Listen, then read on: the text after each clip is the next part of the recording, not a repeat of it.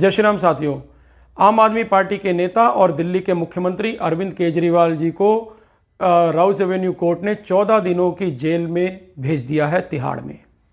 अब अरविंद केजरीवाल वहां पे अपने पार्टी के जो बाकी नेता हैं और जो उनके साथ कैबिनेट मिनिस्टर थे, जैसे सत्येंद्र जैन, मनीष सिसोदिया और फिर उनके सहयोगी संजय सिंह और दूसरी नेता, बड़ी नेता के कविता, उनके साथ तिहाड़ में रहेंगे। अब ये सारे लोग आरोपी हैं दिल्ली के लिकर स्कैम में। आम आदमी पार्टी और इंडिया ब्लॉक के लोग कहते हैं कि दिल्ली में तो वही लिकर स्कैम हुआ ही नहीं, अब बोलने लग गए हैं केजरीवाल को क्यों जेल में डाल रहे हो।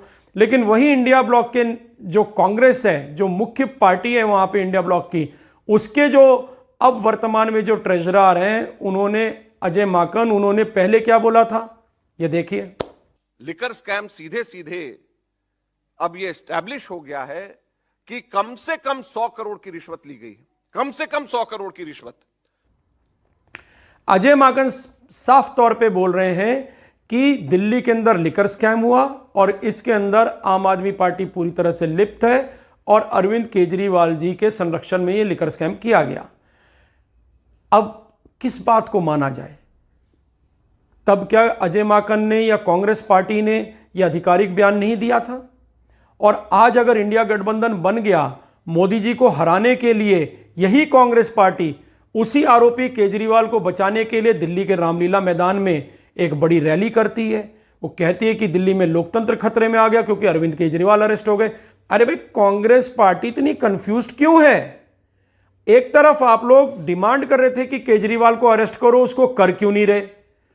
लिकर स्कैम हो गया, केजरीवाल मुख्य आरोपी है, उन्हें अरेस्ट किया जाना चाहिए, अरेस्ट कर लिया गया। जब अरेस्ट कर लिया गया तो कहते भारत के अंदर लोकतंत्र खतरे में है। गजब की कांग्रेस पार्टी है भाई।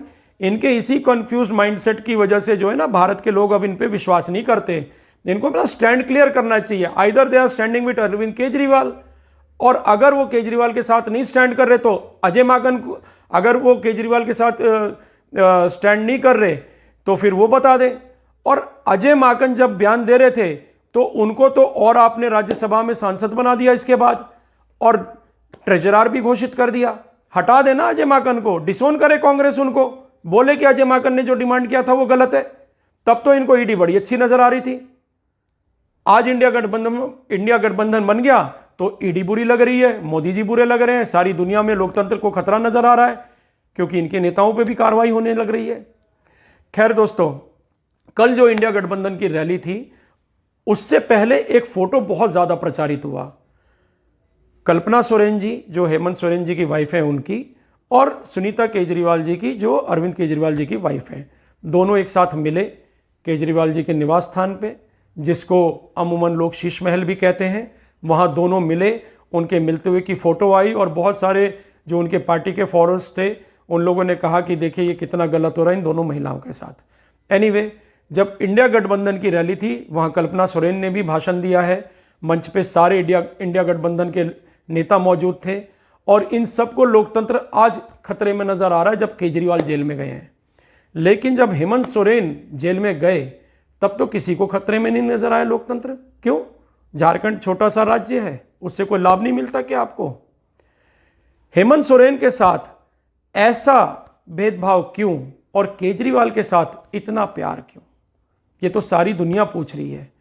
कल जब लोकतंत्र खतरे वाली रैली इन्होंने की है कि लोकतंत्र खतरे में, उसकी रैली रामलीला मैदान में की गई कल, तो वहां पर हेमंत सोरेन के फोटोज क्यों नहीं थे? क्या वो इंडिया गठबंधन के सदस्य नहीं है?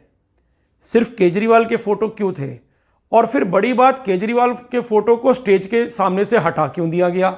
रैली में तो जो समर्थक आए तो वो लेके खड़े थे, लाखों की संख्या में, हजारों की संख्या में फोटोज उनके नजर आ रहे थे, लेकिन स्टेज के सामने से क्यों हटा दिया गया?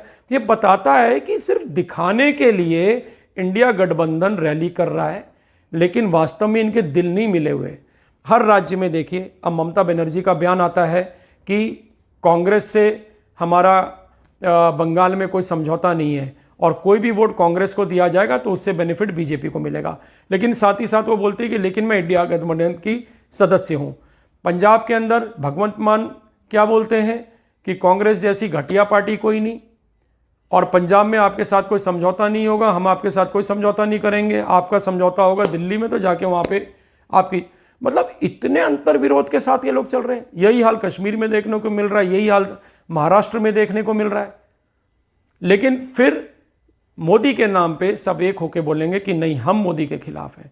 ठीक है, आप खिलाफत करते रहिए, और आप लोग की ऐसी ही राजनीति की वजह से देश के लोग मोदी के समर्थन में ज्यादा खड़े होते नजर आ रहे हैं। आज एक बहुत बड़ी बात राउस एवेन्यू कोर्ट में additional solicitor general SV Raju साहब ने बोला।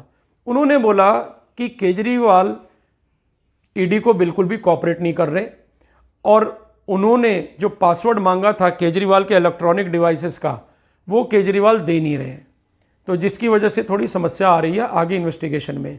लेकिन साथ साथ उन्होंने एक बयान और दे दिया कि केजरीवाल ने ये बोला है कि विजय नायर मुझे रिपोर्ट नहीं करता था। केजरीवाल जी ने बोला कि वो आतिशी मार्लिना और सौरभ भारद्वाज को रिपोर्ट करते थे। यानी कि केजरीवाल के डिस्क्लोजर स्टेटमेंट में अब इन दोनों नेताओं का नाम आ गया है।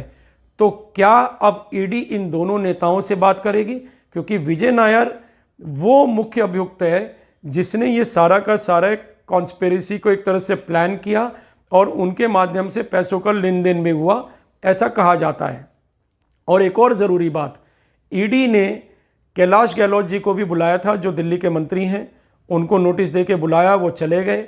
और वहाँ उन्होंने एक बड़ी महत्वपूर्ण बात कही कि जो बंगलो उनको अलॉट किया गया था, सरकारी आवास जो दिया गया था, वो वहाँ पे नहीं रहते थे, वो अपने परिवार के साथ अपने निवास स्थान पे रहते थे।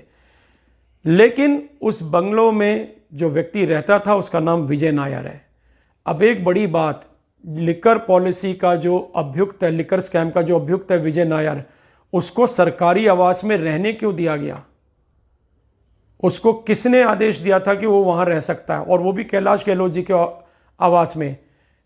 और ये जो आवास है वो मुख्यमंत्री के निवास स्थान के पास में है, बिल्कुल पास में। तो यानी कि विजय नायर जो किंग पिन है इस स्कैम का, वो कैलाश गहलोत के घर में रहता है, वो आतिशी मार्लिना और सौरभ भारद्वाज को रिपोर्ट करता था। और केजरीवाल कहते हैं कि विजय नायर से मेरा कोई कनेक्शन नहीं।